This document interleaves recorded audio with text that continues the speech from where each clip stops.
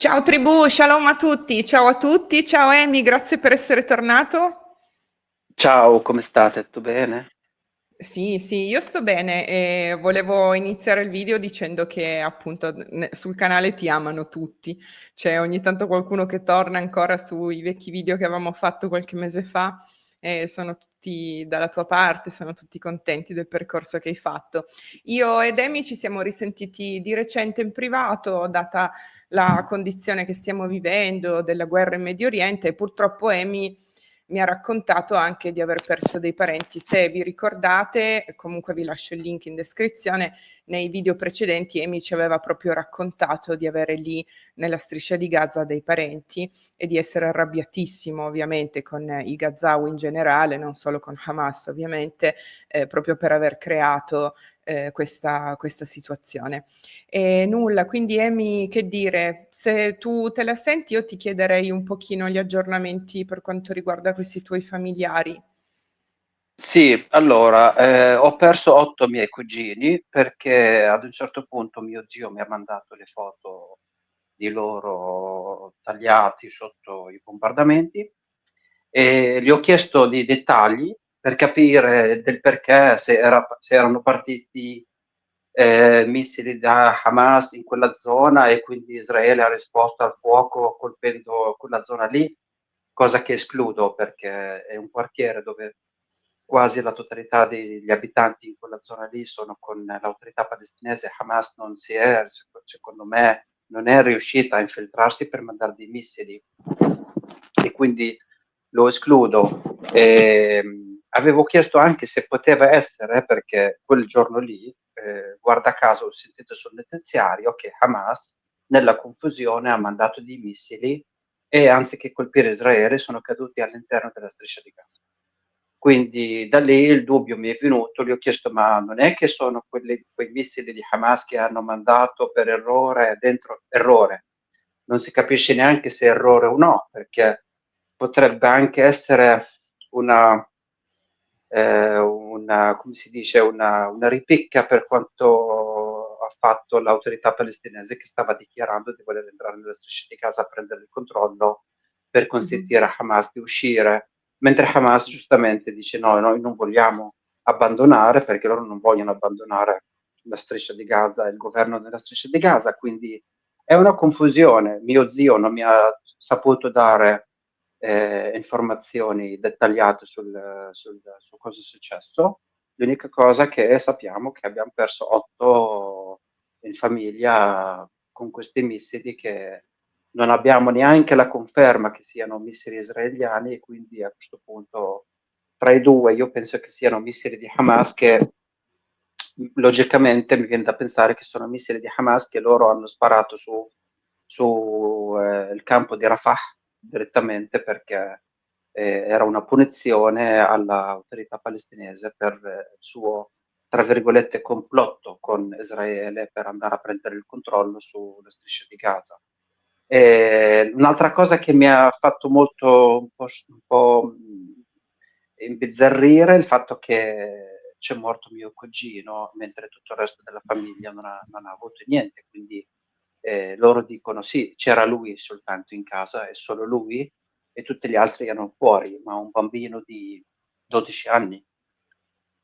Eh, sempre i bambini che ci vanno di mezzo, sono le vittime che non c'entra niente, giustamente, e questi stanno a fare delle porcate e i bambini ci vanno di mezzo. Poi dopo ti fanno le foto, te le mandano, eh, quasi contenti, come dire, guarda che muoiono i bambini qua. E io giustamente con lui mi sono incontrato dicendo è sempre colpa vostra perché state lì, non fate nulla per impedire a Hamas quello che sta facendo, eh, hanno ancora degli ostaggi che non vogliono liberare, nessuno riesce a fare niente, gli ostaggi sono sempre lì, fino a quando volete aspettare? Cioè, la fine di tutto questo quando finisce?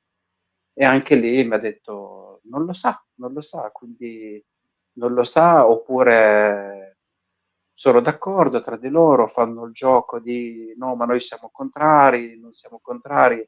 non si capisce niente, c'è una confusione tale lì in zona che veramente uno rimane con tanti punti interrogativi alla fine. Sicuramente a me dispiace tantissimo per questi tuoi parenti, figuriamoci per tuo cugino di 8 anni, è terrificante ed è incredibile 12, perché 12. 12. È incredibile perché non sia venuto in mente a nessuno di togliere gli ostaggi dai tunnel e mettere magari i civili nei tunnel o sotto una protezione qualsiasi. In realtà non sono per niente protetti i civili proprio Che perché c- Hamas non è un esercito normale che ci eh, tiene ai suoi cittadini, anzi li usa come carne da macello, l'ha anche sempre no, detto, quindi questo è uno dei guarda che fattori.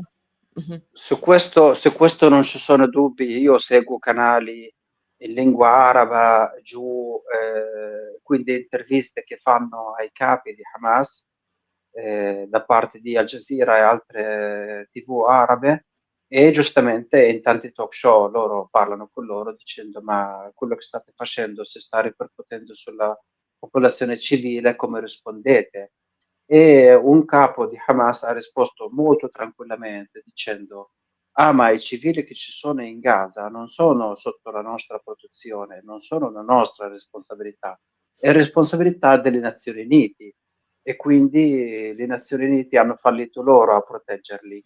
E se ne lavano le mani, loro dicono che i civili in Gaza sono provenienti dai territori del 48, quindi sono con dei documenti come rifugiati dai territori del 48, e di conseguenza non sono neanche popolazione di Gaza, cioè non sono dei Gazawi, sono palestinesi, arabi israeliani provenienti dal territorio di Israele, che vivono nella striscia di Gaza con questi documenti, sono sotto la protezione delle Nazioni Unite, giustamente, essendo profughi, secondo il delirio palestinese, che loro prima o poi rientreranno dentro il territorio del 48 per riappropriarsi di quei terreni lì, e quindi, e quindi tra di loro nella striscia di Gaza fanno distinzione tra chi è Gazawi e tra chi palestinese però viene da, che ne so, Ashkelon piuttosto che il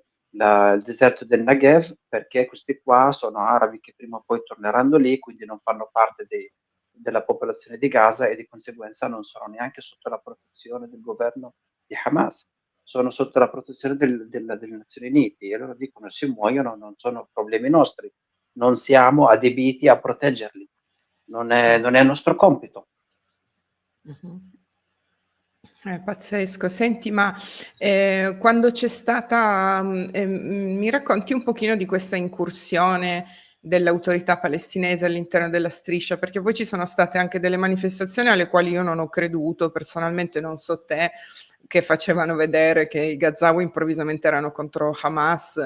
Boh, non so, Allora, tu che. sì, secondo me stanno facendo dei teatrini, che la gente si sta ribellando contro di loro, che escono per strada a fare delle manifestazioni, cose a cui io credo poco. Ormai tutte le notizie che stanno arrivando dalla striscia di Gaza sono costruite, filtrate, ci sono un sacco di video che li vedi online, e poi dopo un po' vedi il making di quel video lì, vedi il momento in cui lo stavano facendo, e quindi vedi il video mentre si stava riprendendo, e vedi gli attori che prima ridevano, poi dopo li mettono la terra addosso, li dicono siediti così, comincia a urlare, e poi dopo questi qua girano poco magari in Italia, però giù girano abbastanza nei paesi arabi. Infatti la gente un po' si è stufata di tutto questo teatrino di notizie false che stanno diffondendo tramite questi video qua. E quindi la gente che sia scesa per strada a protestare contro Hamas, non lo so, io ho dei dubbi che sia così, perché alla fine sotto sotto sono tutti d'accordo. E sanno dove sono i tunnel, li hanno scavati loro, cioè alla fine non è che li hanno scavati di nascosto. E quindi se la gente vuol dire dove sono eh, gli ostaggi e dove sono nascosti i capi di Hamas, lo possono anche fare, se vogliono fare la soffiata la possono fare, solo che non la vogliono fare, ma neanche l'autorità palestinese la vuol fare, perché secondo me l'autorità palestinese sta utilizzando lo strumento di Hamas contro Israele, perché loro hanno anche una specie di coordinamento di sicurezza congiunto tra autorità palestinese e esercito e Stato israeliano per, ehm, per tenere la situazione sotto bada e avere un minimo di sicurezza per entrambi i popoli. Direi più per il popolo israeliano a questo punto, perché quello che sta andando dentro a uccidere sono palestinesi che anche dalla Cisgiordania stanno Mhm. entrando a fare. L'altro giorno, non so se avete sentito, hanno ucciso una donna incinta che era per strada, l'hanno sparata. Ormai non fanno più distinzione, appena possono entrare, entrano e fanno fuori i civili, anche dalla Cisgiordania stanno entrando. Mhm. L'autorità palestinese non sta facendo niente per cercare di coordinare con Israele, diciamo, delle procedure di sicurezza serie per mantenere la sicurezza nella striscia, nella Cisgiordania. Non dico la striscia di Gaza perché sono quasi assenti. Quindi non so, hanno dimostrato il loro fallimento anche loro, vogliono avere uno Stato palestinese, ma non sono neanche capaci di controllare 2 o 3 città dove i palestinesi si stanno prendendo la libertà di prendere, andare dentro Israele, uccidere e fare dei massacri. Quindi mh, hanno perso la credibilità di una specie di governo che vuole fare pace, che vuole eh, convivere pacificamente con un altro Stato al fianco, anche l'autorità palestinese. E poi se vogliamo parlare in un modo un po' più approfondito anche di questo, io ne avrei da dire, perché si stanno scoprendo un sacco di uffici di rappresentanza dell'autorità palestinese all'estero, ci sono o dei consolati o delle ambasciate in giro dove ancora adesso parlano di prendere tutto, perché mettono la mappa, non so se hai visto, c'è la foto dell'ambasciata palestinese a Tunisi, in Tunisia. Loro neanche dentro l'ambasciata, loro fuori dall'ambasciata, in mezzo alla strada, hanno la mappa di Israele esposta a tutti. Cioè tu prima di entrare in ambasciata, appena arrivi vicino, vedi questa mappa di Israele proprio sul marciapiede, enorme, alta, non so, 5-6 metri, e questo è l'ufficio di rappresentanza dell'autorità palestinese che ti dice voglio tutto. Quindi questa volontà di dire vogliamo fare pace, dividerci i terreni è sempre meno affidabile, sempre meno credibile. Adesso tu come pensi che sarà? Dunque, io dalle recenti notizie ho capito che Hamas è quasi finito, nel senso che ad esempio la mossa strategica di Israele è stata molto intelligente, che è stata quella di ridistribuire gli aiuti umanitari in maniera diversa, cioè saltare Hamas anche perché Hamas li rubava fondamentalmente e non li dava alla Esatto, popolazione. E quindi da brava. questo e anche da altri dati io penso che Hamas dovrebbe essere quasi completamente finito. Non so poi quanti terroristi restino in vita. Io questi sono dati che veramente non si riescono a capire. Ma tu pensi che... Allora, Dimmi, sì. bravissima perché hai centrato il cuore dell'argomento.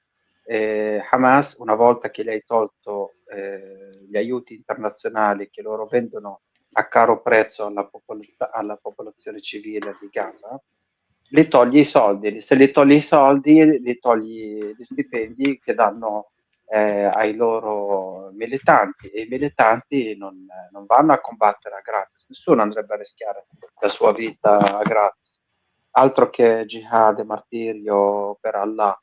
E quindi sì, adesso si può dire, cioè, che ormai è ridotta quasi ai minimi termini, però stanno ancora tenendo 59 ehm, ostaggi, e stanno ancora negoziando, eh, la loro permanenza sul governo, cioè loro non vogliono completamente abbandonare la striscia di Gaza. E quindi adesso con l'operazione Chariots of Gideon, che Israele è entrata nel territorio della striscia di Gaza, il 70% del territorio di Gaza è sotto dominio israeliano, piano piano stanno creando, ci sono già le zone umanitarie dove vivono popolazioni civili e stanno invitando i civili a rimanere in quella zona lì in modo che possano andare a pulire tutto il resto, quindi stanare Hamas, andare a cercare i tunnel e trovare anche gli ostaggi.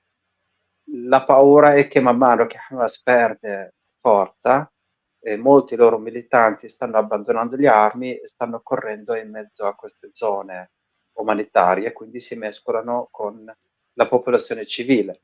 Qualcuno potrebbe dire me ne pento, non voglio più combattere con loro, qualcuno potrebbe andare lì in attesa che un domani possa riprendersi il combattimento.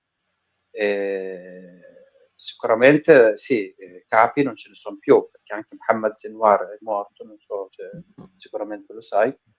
Sì. Per fortuna l'hanno preso anche lui, sono contento, un altro criminale, e quindi rimangono i capi che sono all'estero, che sono comunque protetti e tenuti in Qatar, forse anche un po' in Turchia e in altre zone. Bisogna che ci sia una volontà internazionale nel dichiarare che Hamas è un partito terroristico, non può più essere ospitato da nessuna nazione, non può essere aiutato e le nazioni che aiutano Hamas devono essere punite, devono essere delle sanzioni contro queste nazioni. Non, basta star lì a tenerli, a dargli uffici dove possono stare e controllare mandare avanti la loro attività politica. E quindi, però dopo Hamas, finita Hamas, non è che il problema finisce, perché l'autorità palestinese comunque rimane e quella non è che cambia tanto, alla fine l'ideologia è la stessa di Hamas, il pensiero è quello di Hamas, solo che anziché combattere facendo gli attentati, combattono tramite altri mezzi che sono i video, i messaggi pubblicitari tramite ehm,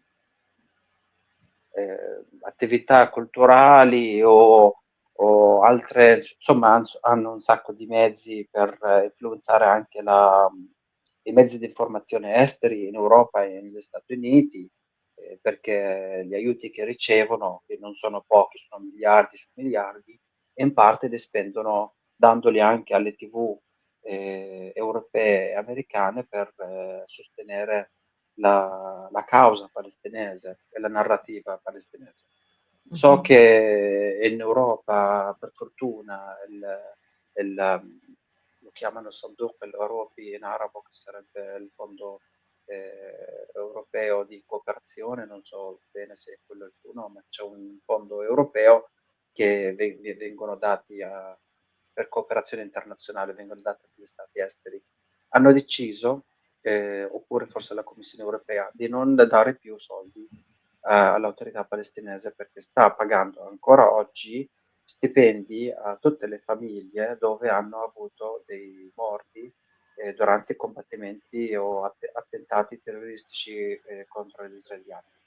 Finché tu premi l'atto criminale di una persona che va a fare un atto terroristico oppure che va ad uccidere un civile israeliano, sarai sempre additato come un terrorista che premia il terrorismo. Quindi l'autorità palestinese la deve smettere di pagare le famiglie dove hanno sia morti sia arrestati. Se Israele arresta un terrorista, un criminale, lo mette in galera, anche se è arrestato legittimamente, perché è dimostrato che è un criminale oppure un terrorista, l'autorità palestinese dà dei soldi alla sua famiglia per il tempo che sta in galera.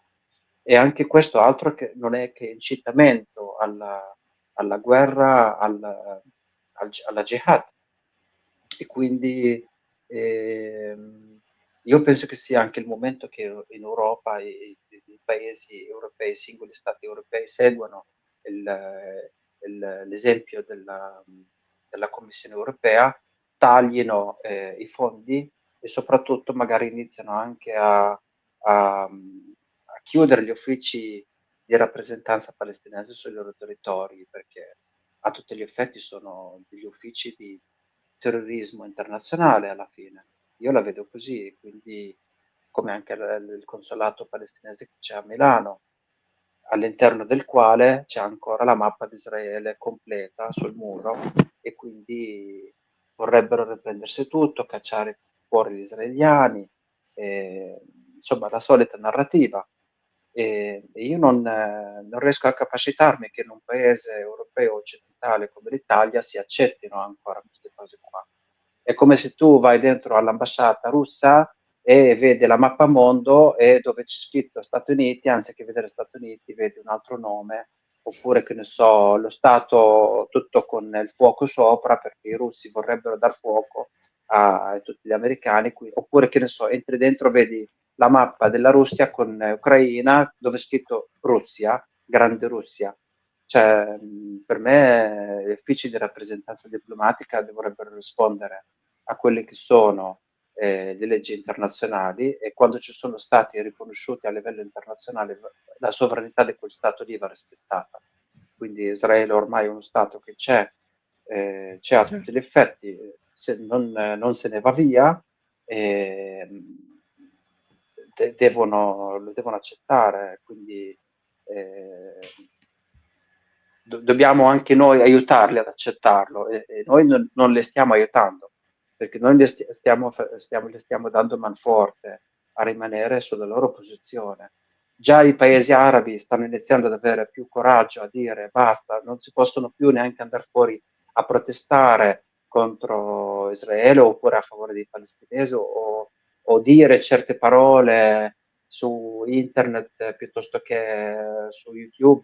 Cioè, invece qua, nella nostra libertà e democrazia, stiamo sostenendo la narrativa palestinese nazifascista che vorrebbe eliminare lo Stato di Israele, uccidere gli israeliani, gli ebrei, buttarli tutti a mare, prendersi tutto. E questa cosa qua a me fa imbestialire. Non penso che un paese civile europeo oppure eh, occidentale debba accettare una cosa così sul suo suolo. Noi ad esempio parliamo spesso di Hamas per quanto riguarda la striscia di Gaza, ma ce ne sono tanti di gruppi all'interno della striscia e se anche dovessero prendere il potere non cambierebbero idea su Israele, come anche l'autorità palestinese che ti dà ancora lo stipendio del martire. Quindi sono comunque tutti d'accordo nella distruzione di Israele, questi gruppi. Il loro obiettivo è quello. No, la striscia di Gaza secondo me va annessa allo Stato israeliano e basta. Va annessa. È stata governata da Hamas per 18 anni. Il popolo nella striscia di Gaza ha accettato questo governo per 18 anni. Una volta che c'era un governo consolidato di Hamas che ha dichiarato guerra a Israele, l'ha persa, come in tutte le altre guerre del mondo, quando dichiari una guerra contro un altro Stato e la perdi, perdi parte del tuo territorio. Adesso la striscia di Gaza va annessa. Non è una questione di se va annessa o no, ma è come. E quindi va annessa andando a tagliare le zone e i settori, garantendo che ci sia un passaggio sicuro per le popolazioni civili che ancora dentro la striscia di Gaza ci vivono e sono protetti dall'esercito israeliano e non da Hamas, che ha dichiarato di non voler proteggere la popolazione civile.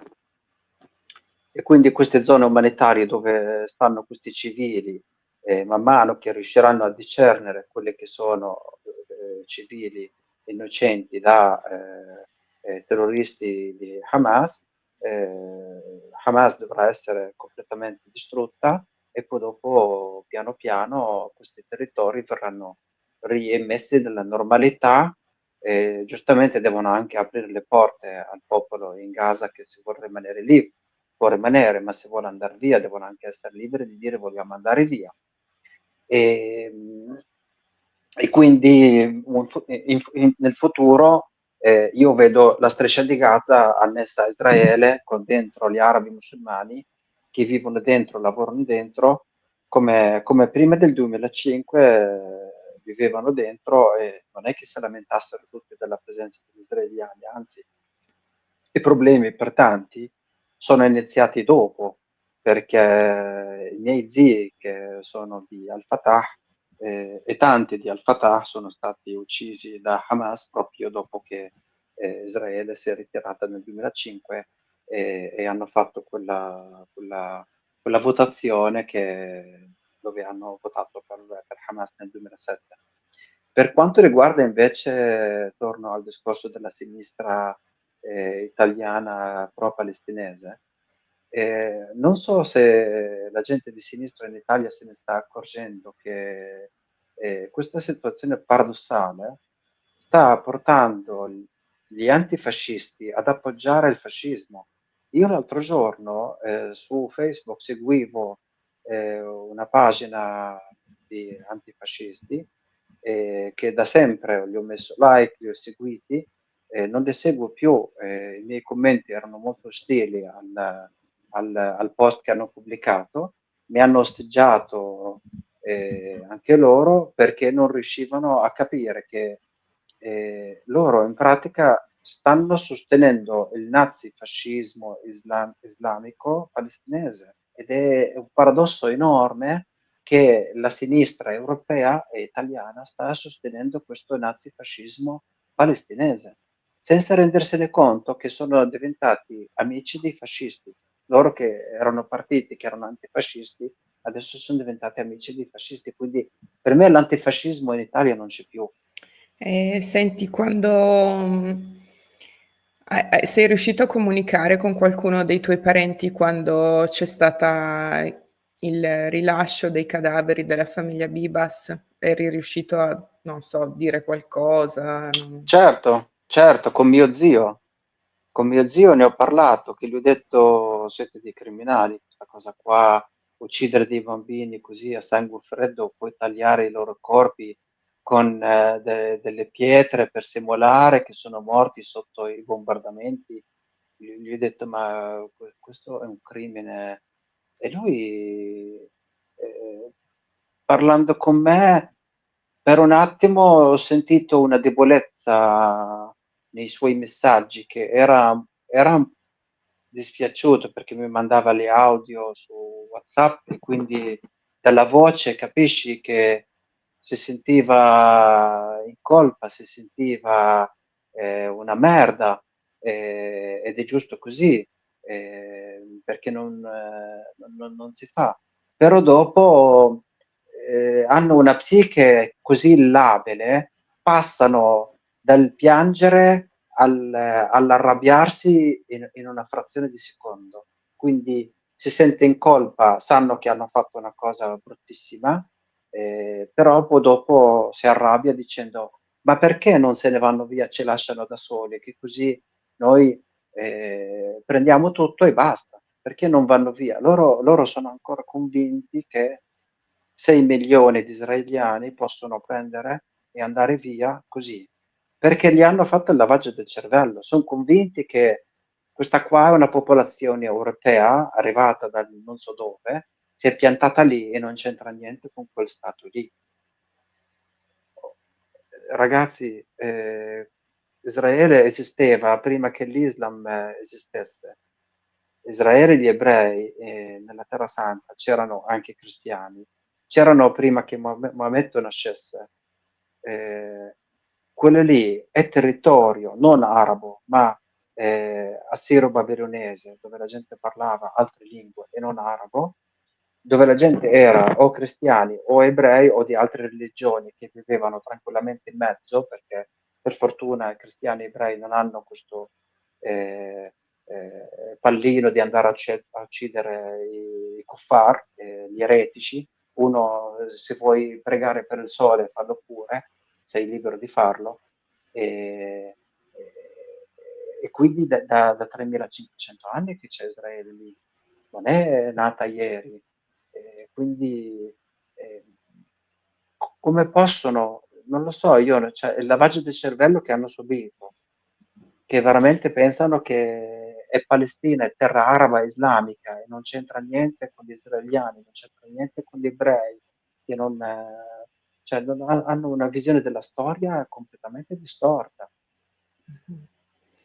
Non solo quello, ma poi avrebbero anche potuto arrendersi, ma nella psiche araba o gazawa o islamica, non so come chiamarla, non esiste l'arrendersi, perché a un certo punto, quando tu hai perso tutto, hai perso anche gran parte dell'opinione pubblica, proprio anche con il rilascio degli ostaggi, perché i Bibas non sono stati gli unici, ma hanno fatto anche la parata delle altre ragazze che avrai visto, che era orrenda, orrenda. Noi non abbiamo mai visto una cosa del genere. Poi coi Bibas hanno toccato il fondo.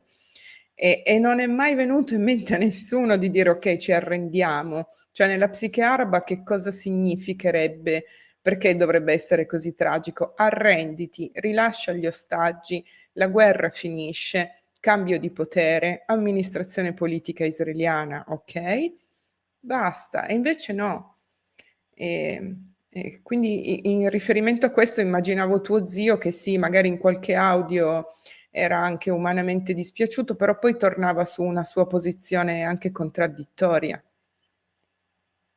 Sì, che sono ancora lì, che tengono botta, che vogliono, loro dicono Samidun, Samidun, che non saprei neanche come tradurlo in italiano, ma è per dire teniamo botta, stiamo qua, eh, rimaniamo fermi sulla nostra posizione, perché alla fine è come il criminale dentro una banca che ha preso come ostaggi tutti i civili o i clienti che sono dentro una banca. Ad arrendersi si sa che fine va a fare, viene preso, viene messo in galera. A rimanere dentro con gli ostaggi aspetta che forse qualche idea o magari qualche scappatoia o forse in qualche maniera potrà scappare o uscire col bottino, quindi l'incentivo di dire arrenderti non hanno incentivo, ecco appunto, anzi sono più incentivati a dire teniamo botta perché magari da qualche altra parte arriva l'aiuto. Iran ancora è lì, e infatti adesso vedrai che Israele non è che sta a guardare. eh, Adesso lo strappo tra la visione israeliana e americana è venuto fuori col fatto che Israele vorrebbe colpire l'Iran, mentre gli Stati Uniti dicono di no. Secondo me dovrebbero colpire, cioè non devono Sì, aspettare. sì, E sì. se questo crea anche un piccolo litigio con gli Stati Uniti, che se ne frega, perché basta lì in zona. Allora, il Medio Oriente non è come in Europa. Noi in Europa siamo abituati alla democrazia, a parlare, votare, il partito politico. E in Medio Oriente non è così. In Medio Oriente chi è forte si fa rispettare e chi non è forte non viene rispettato. È così, è una zona dove appena mostri un po' di debolezza, gli altri ti mangiano. Lì non c'è la strategia politica, il pensiero. I palestinesi nella loro storia l'hanno dimostrato, non hanno nessun metodo, non hanno nessun programma, non c'è nessun. Se tu fermi un palestinese qualunque per strada e le chiedi, facciamo che domani Israele vanno tutti via e lo prendi tu e diventa tuo e lo chiami Palestina e entrate. Cosa farete con quello che c'è dentro? Le strutture, i palazzi, le aziende agricole? Avete un programma? Avete un'idea di che tipo di Stato sarà? Sarà uno Stato che comanderà con la legge islamica? Sarà uno Stato secolare? Che avrà una legge civile, avrete un tipo di economia più socialista,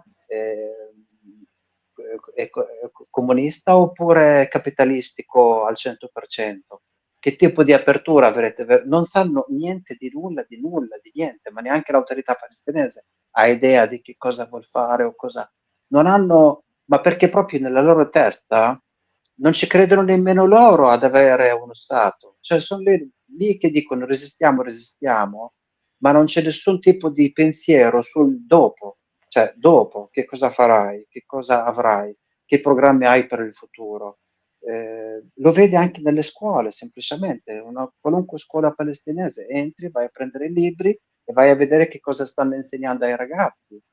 Non c'è una coltivazione della cultura, dell'apertura, della scienza, niente, è tutto un resistiamo, resistiamo, uccidiamo, io muoio per il paese, tutto così. Sono talmente ingarbugliati in questa visione qua che non riescono più a vedere nient'altro. Sono spacciati, cioè, è una società completamente da rifare da capo, ma non da rifare per mano degli arabi musulmani che l'hanno distrutta, che lo abbiamo già visto, da fare cacciando via tutta la classe dirigente che c'è, autorità palestinese, Hamas e quant'altro, occupando tutto. Israele deve entrare anche nella Cisgiordania, basta, deve entrare nella Cisgiordania a prendere anche Giudea e Samaria, Mhm. amministrarla, amministrarla e basta. E poi dopo prendi controllo degli ospedali, delle scuole, perché loro sì che gestiscono bene. Striscia di Gaza, prima che Israele uscisse nel 2005, c'era una vita che potevi lavorare, potevi studiare. I miei zii hanno studiato dentro Israele, si sono laureati, lavoravano, avevano una bella vita. Il cugino di mio papà si è laureato in scienze infermieristiche è andato a lavorare a Hadassah Yerushalayim, che sarebbe l'ospedale di Gerusalemme, curava gli ebrei, affidavano la loro vita al palestinese musulmano che aveva studiato da loro, perché loro non hanno questa, non sono malfidati, non sono persone che non vogliono integrarsi, non vogliono vivere al fianco, anzi ti affidano la loro vita. Sono i palestinesi che ormai sono pieni di odio. Hai centrato il punto prima quando hai detto che comunque se vogliamo davvero pensare al futuro, ad un programma per il futuro, dobbiamo investire diversamente sull'educazione che è stata data a questi bambini, che viene data ancora adesso a questi bambini palestinesi, che fondamentalmente sono sempre stati nelle mani dell'ONU, della UNRWA, di tutte queste forme di indottrinamento. Israele è una potenza coloniale, arrivano non si sa bene da dove, comunque dall'Europa, non devono stare qui, devono essere disintegrati, fare il martire di Allah è la cosa migliore che tu possa fare e poi viene giocato tutto su quel binomio vergogna-onore che è quello che regola poi le società islamiche. Quindi tutto quello che per noi è incredibile perché noi non abbiamo una società fondata su questo, abbiamo una società fondata sul fatto che tutti sappiamo cos'è giusto e cos'è sbagliato, cos'è buono e cos'è cattivo. Invece nella società islamica questo ragionamento salta perché hanno queste forme tribali di organizzazione della famiglia, della reputazione di sé, la reputazione della famiglia proprio fondata sulla vergogna e l'onore. Quindi, ad esempio, l'arabo che dovesse arrendersi nella striscia di Gaza a Israele sarebbe il disonore di chissà quante persone di quel clan, di quella famiglia o di quella tribù. Ti faccio un'ultima domanda, poi ti lascio andare, anche perché ho fatto saltare la cena quasi ad Amy per questa registrazione. Mi, se- Mi sento in colpa che non ti ho fatto mangiare Ho bene. mangiato un boccone, ma poi dopo ho lasciato dentro dopo torno a continuare. Dai, allora ti lascio Però andare. avrei un commento sul discorso vergogna-onore. Questa è la tecnica che è radicata nell'Islam. L'Islam in genere, il Corano, ma l'Islam in genere, si basa su un po' il sistema bastone-carote, che è un po' internazionale, però in un modo molto più eh, radicale.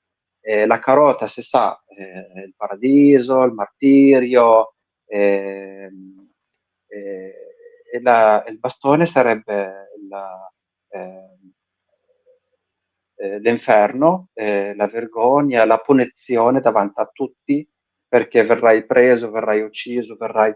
E quindi l'Islam, da quando è nato, non ha fatto altro che piantare la paura, e infatti è una religione basata sulla paura, sulla negatività, perché è una religione negativa, dove tu non sei mai abbastanza per il tuo Dio, andrai comunque all'inferno se non per la grazia di Allah che ti farà entrare perché quel giorno lì, mentre pregavi, hai versato una lacrima e quindi chi prega e veramente sente la preghiera e piange, quest'occhio non vedrà mai il fuoco dell'inferno. È tutto, vedi così, è tutto gioca sul sentimentalismo delle persone, va Mhm. dentro i cuori, le menti delle persone e le soggioga a tal punto che veramente crea delle patologie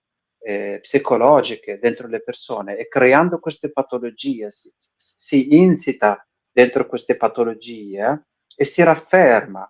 E questa è la dimostrazione che non è una religione di Dio, è la religione di Satana che si è mostrato a Maometto. Maometto non ha capito che era Satana, pensava che fosse l'angelo, il Sant'Arcangelo Gabriele, e l'ha seguito. E il Corano sono le parole di Satana, non sono le parole di un Dio, perché una religione che ha bisogno di soggiogarti a tal punto da crearti delle patologie psicologiche per poterti manovrare e tenerti sotto al suo dominio, non è una religione di Dio. La religione di Dio è la religione di Cristo. Lui ci ha poi ci ha avvisati che dopo di lui sarebbero arrivati falsi profeti e infatti è arrivato. E l'Islam fa così, da una parte ti crea la malattia psicologica che diventa un'ancora e dall'altra pianta in te questo seme del jihad. E per loro è tutto jihad, per loro è jihad andare a lavorare, per loro è jihad anche quando vai a scuola per studiare, perché tu devi studiare per sapere come fregare il sistema.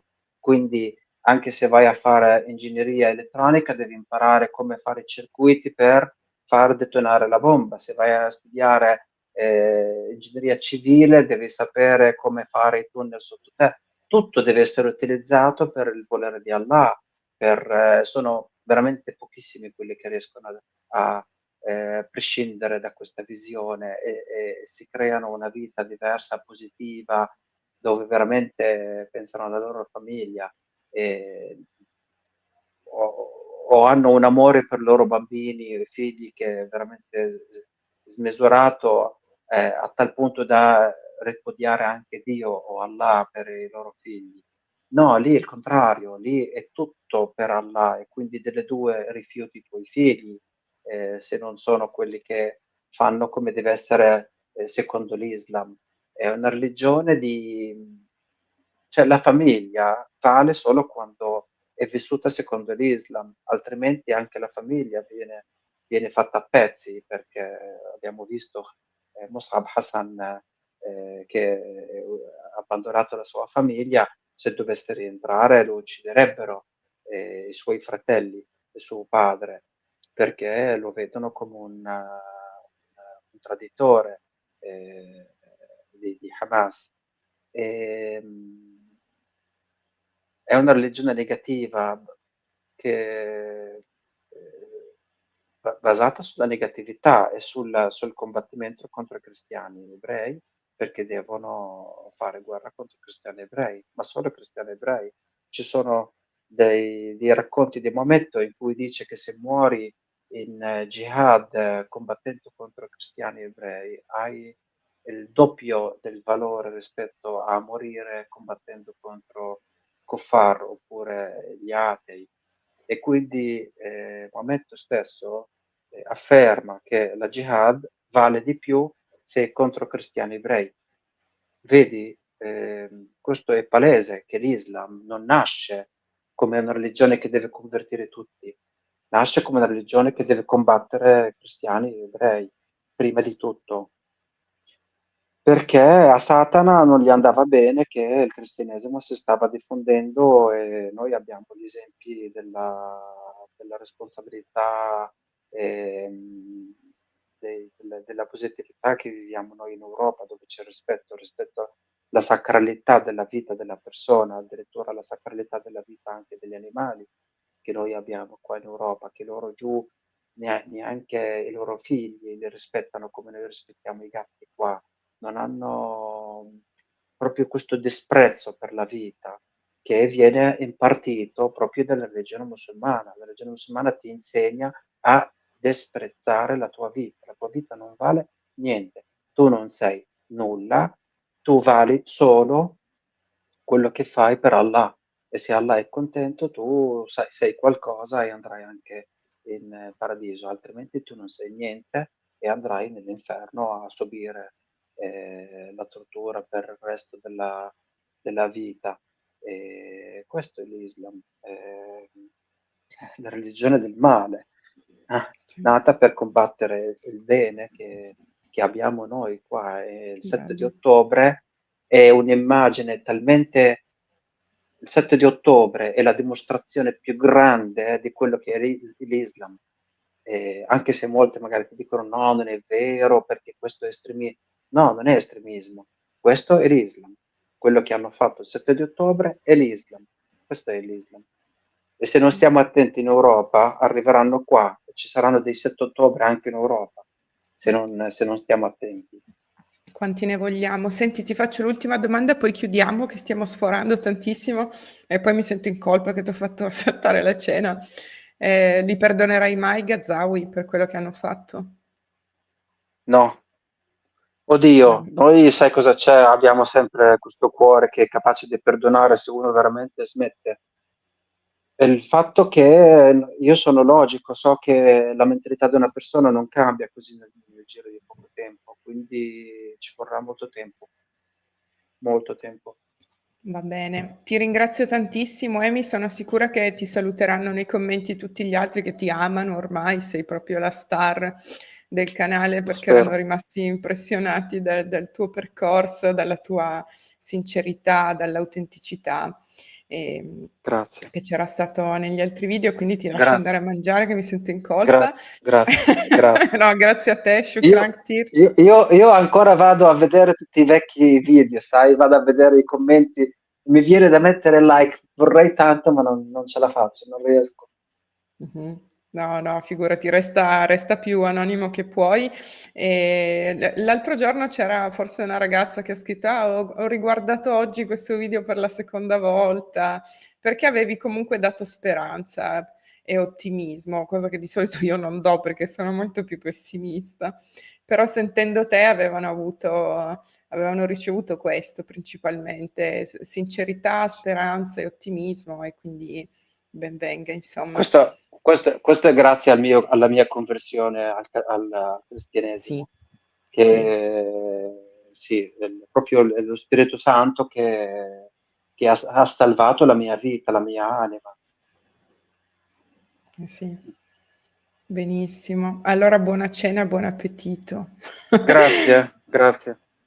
Allora chiudo qui la registrazione. Grazie a tutti se avete guardato, grazie Emi, a prestissimo. Ciao. Grazie, grazie a voi, ciao, grazie.